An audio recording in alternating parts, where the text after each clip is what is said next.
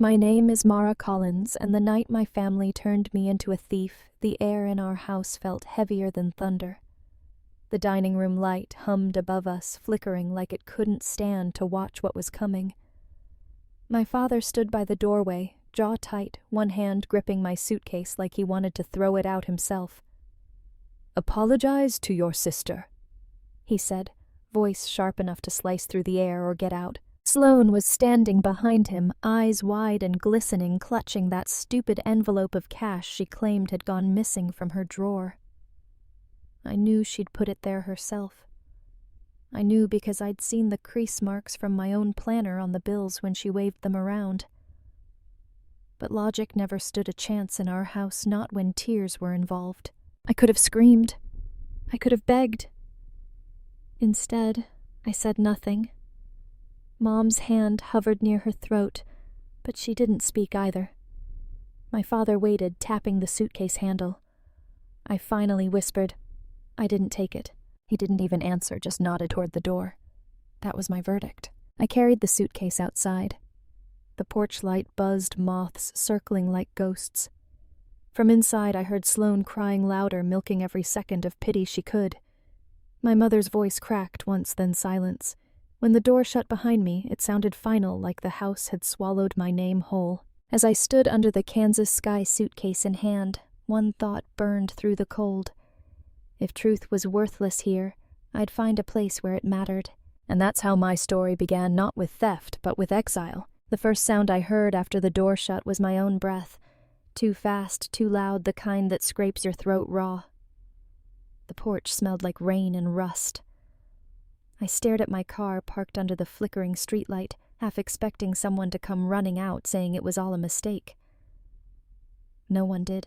I tossed my suitcase into the back seat and climbed in, my hands trembling on the steering wheel. The keys jingled in the ignition, the sound sharp and hollow in the quiet street. I didn't drive right away. I just sat there watching the windows of the house I'd grown up in.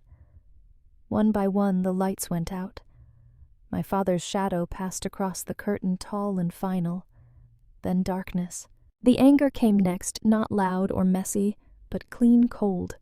It didn't feel like fire. It felt like metal. My phone buzzed in my pocket. A new email notification glowed on the cracked screen. Subject regarding your employment offer. Blackfinch Advisors. My stomach dropped. I opened it. Dear Ms. Collins, due to an ethics concern raised in a background verification call, your employment offer will be temporarily suspended pending further review. We will contact you once this is resolved. I read the lines again, slower this time, each word like a bruise deepening. Ethics concern. Background call. Someone had called them. Someone from my family. The last thing I'd done before packing was print out the offer letter, my proof that I was leaving Cedar Ridge for good. Now that piece of paper meant nothing. I leaned back against the seat, the ceiling fabric sagging above me like a sky too tired to hold itself up. Around midnight, I drove to the edge of town where the old grain silos cut dark shapes against the horizon. There was a 24-hour gas station nearby. I parked beside the pumps and closed my eyes. The engine's low hum was the only heartbeat I could trust. I replayed the night in fragments. The envelope, Sloane's trembling voice, Dad's stare. Every image felt unreal, like a bad movie I couldn't stop watching. My hands hurt from how tightly I was gripping the steering wheel. I thought about calling someone, but there was no one left to call. Friends from college had already scattered to new cities, new lives. And the only person who ever believed me when I said I didn't do it was my Aunt Lark. I hadn't talked to her in months. Still, I opened my phone, typed her name, and hesitated over the call button. My reflection in the screen looked like a stranger, eyes, hollow hair stuck to my cheeks, lips pressed into a line. Then I pressed call. When her sleepy voice answered, something in my chest cracked open. I didn't even have to explain everything. She just said, "Come over, honey. Don't drive tired." Don't. That was the first time all night I felt like I still existed. Aunt Lark's house sat at the far end of Maple Street, the kind of place that always smelled faintly of cedar and coffee. The porch light was still on when I pulled in, cutting through the drizzle. She opened the door before I even knocked, wearing a flannel robe and holding a mug that said "Keep it simple." "You look like hell, kid," she said not unkindly. "I've had better nights," I managed. She didn't press for details. That was the thing about Aunt Lark, she didn't believe in prying. She believed in waiting. She guided me inside, set down her mug, and handed me a folded blanket that smelled like lavender detergent. "Shower first," she said. "Then we'll talk when you've got blood in your face again." The hot water hit my skin, and everything came undone. The tears, the silence, the ache. By the time I came out wearing one of her oversized t-shirts, the clock on the stove read 2:43 a.m. She was sitting at the table, a legal pad and pen in front of her like she was prepping a deposition. "Start from the top," she said. So I did. I told her about the money, about Sloane's tears, about Dad's voice. When I reached the part about the job offer suspension, she stopped me. "Ethics, concern," she repeated, her eyes narrowing. "You're saying someone called your employer and said you stole—" I nodded. She sighed and tapped the pen against the pad. "Then you need to start writing things down. Everything. Dates, times, what was said, who was there. People lie, but paper doesn't." That was her version of a hug, practical, exact, a kind of love that gave me something to hold on to. She got up, rummaged in a drawer, and handed me a small yellow notebook. "Use this," she said. "Don't rely on memory. Memory bends when you're scared." I flipped open the first page. The paper was lined thin but crisp. The first thing I wrote was the date, and under it Dad said, "Apologize or leave." By morning, the notebook was half full. I'd written down everything I could remember what I wore, how Sloane's mascara had smudged perfectly down her cheek, how Mom didn't look at me once. At breakfast, Lark read a few pages, then nodded. "Good. Now we wait. Sooner or later, people who lie trip over their own stories. You just make sure you're standing when they fall." Her confidence steadied me in a way sleep couldn't. I looked out her window, the street damp and silver in the early light. Somewhere across town, my parents were probably eating breakfast like nothing had happened. But something had. For the first time, I wasn't just surviving, I was preparing. When I closed the notebook, the ink still wet, I realized it wasn't just a record. It was a weapon, and I was done being the quiet one. By the third day, the notebook had become my second heartbeat.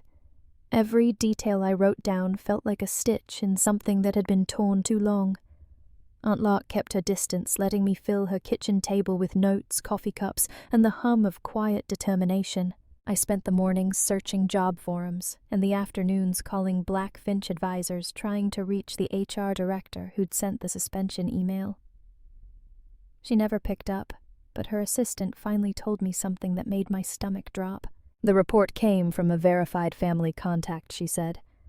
"Someone confirmed you were under internal investigation for theft. Until that's cleared, our compliance team can't proceed." I hung up slowly, the words echoing in my head, verified family contact. There was only one person in my family who even knew where I'd applied, Sloane. That night, I drove back into town.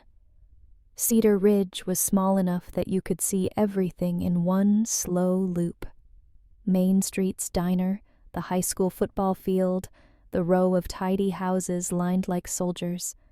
I spotted Sloane's car outside the grocery store. Her reflection flashed in the window as she laughed with two girls from church.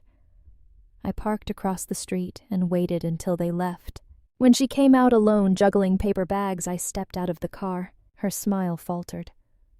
"Mara, who else?" I said quietly. She looked guilty for a second, then lifted her chin. "You shouldn't sneak up on people." "I'm not sneaking," I said.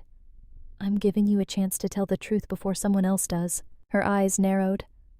"It means I know you called my company," I said. "You told them I stole from you."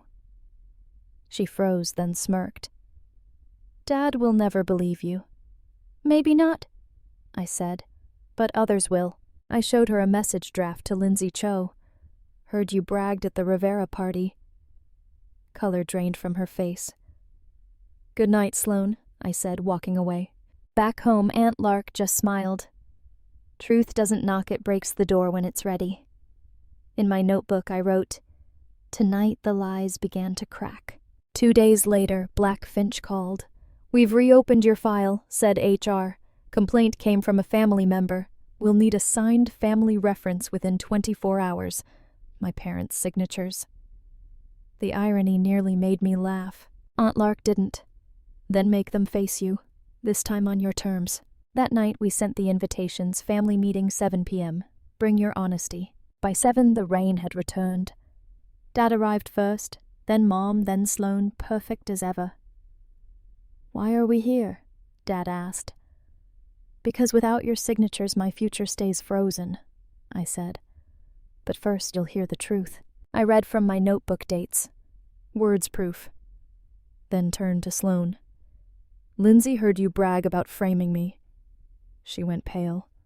"She's lying. Then call her." Then silence.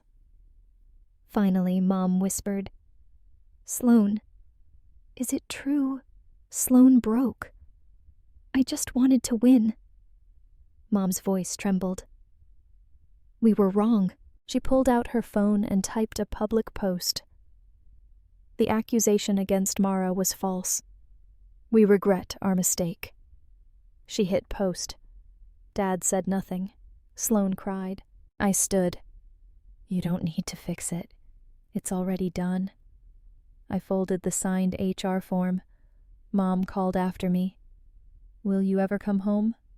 "Maybe. But not to this house." Outside, the air smelled clean-washed new. Behind me, I heard the faint click of Mom locking the truth in place. That night, I gave Aunt Lark the form. "I thought I'd feel better," I said. "You will," she said, "when you stop expecting peace to arrive fast." I slept soundly for the first time in weeks. The next morning, HR wrote back, "Your reinstatement will be processed immediately. Welcome to the team." It didn't sound like victory, just permission to breathe again. 2 weeks later, I flew to Denver. New job, new city. No one knew my name. That was the gift, not forgiveness, but anonymity. One night, a message from Sloane. "I miss you. Can we talk?" I read it 3 times. No apology, just need. I whispered, "Not yet," and let the screen fade. Outside, the rain blurred the city lights into stars. There was no anger left, only distant, steady, deliberate, earned.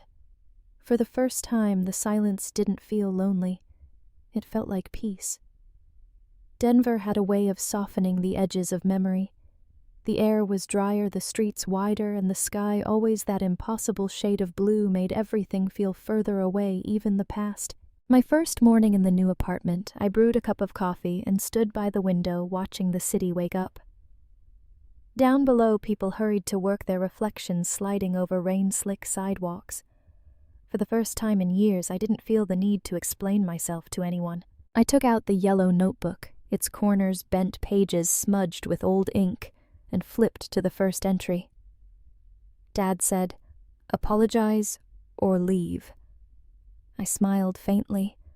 So much had changed since that line. The notebook wasn't my defense anymore. It was proof that I'd survived the kind of silence that breaks most people. When the phone rang, it was Mom. Her voice was small, careful. "We saw your post from Denver," she said. "You look happy." "I am," I told her. Another pause. "Your father's been quiet lately. He's thinking about things." "I hope he does," I said softly. Neither of us said the word forgiveness, but it sat between us like sunlight through fog, something you could feel before you could see. After the call, I tore the last page from the notebook and wrote one final line. The truth didn't just set me free. It made me new. I folded it, once slid it into my wallet, and looked out at the city again. The skyline shimmered in gold, bright and alive. Somewhere behind it, my old life was still there. Cedar Ridge, the rain, the porch light, but it no longer owned me. This time I wasn't leaving home. I was building one.